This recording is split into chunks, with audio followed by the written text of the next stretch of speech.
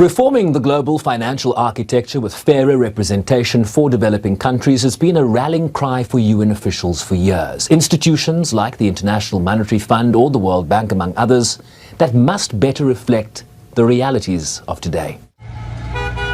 And with the implementation of the 17 Sustainable Development Goals off track, from ending poverty to reducing inequalities to climate action, financing has become a key area of focus, especially for developing countries. It means recognizing a fundamental fact.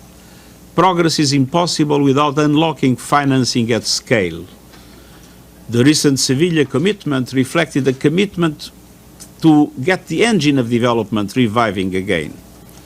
Through reform of the international financial architecture, real action on debt relief, and tripling the lending capacity of multilateral development banks, so countries can better access capital at scale and at a reasonable cost. And a global debt crisis trajectory that urgently needs to be reversed. Borrowing is critical for development, we all know that, and it does provide a means to governments to invest boldly in a better future for their people. But it is especially critical at a time when all countries are required to undertake one-off generational investments to green their economies and to build critical infrastructure. Today, borrowing is not working for many developing countries. Over 2/3 of our low-income countries are either in debt distress or at a high risk. The UN Conference on Trade and Development, an intergovernmental organization within the UN Secretariat that promotes the economic interests of developing countries by advocating for reforms, including to address perceived biases in ratings agencies, also weighed in. The global debt crisis has deepened. Last year, 3.3 billion people live in countries like the SG said that spend more on interest payments than on health or education. This year, that number is 3.4 billion. Last year, developing countries paid 847 billion US dollars in debt service. This year is 921 billion. And last year, the financing gap to achieve the Sustainable Development Goals was approaching 4 trillion. This year, it has surpassed that mark.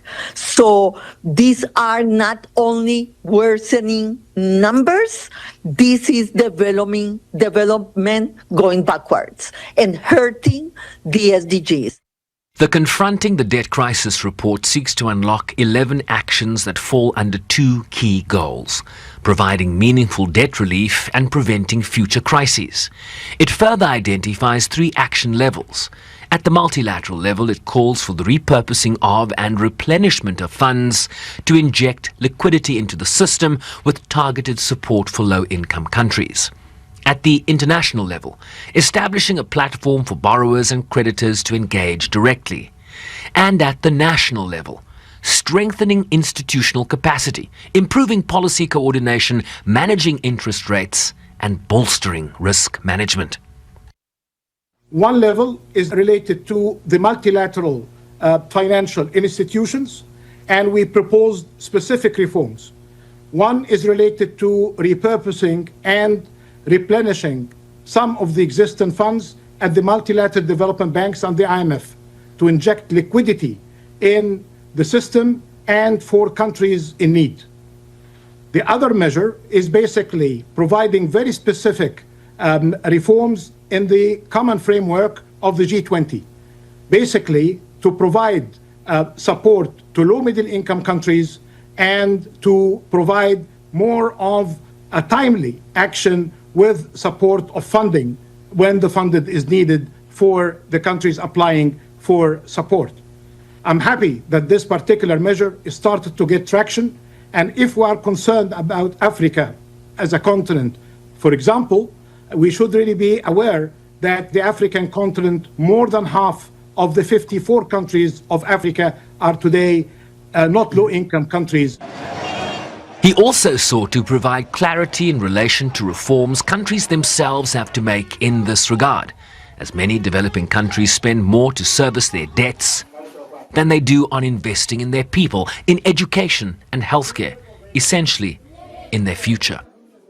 We know very well that a great deal of the problem is not just the issue of the creditors, which are very much responsible for the crisis that we're in, because they lend to countries while they know that there is a great deal of possibility of default, and they provided credit at a high interest rate, and they refused to cooperate in times of crisis.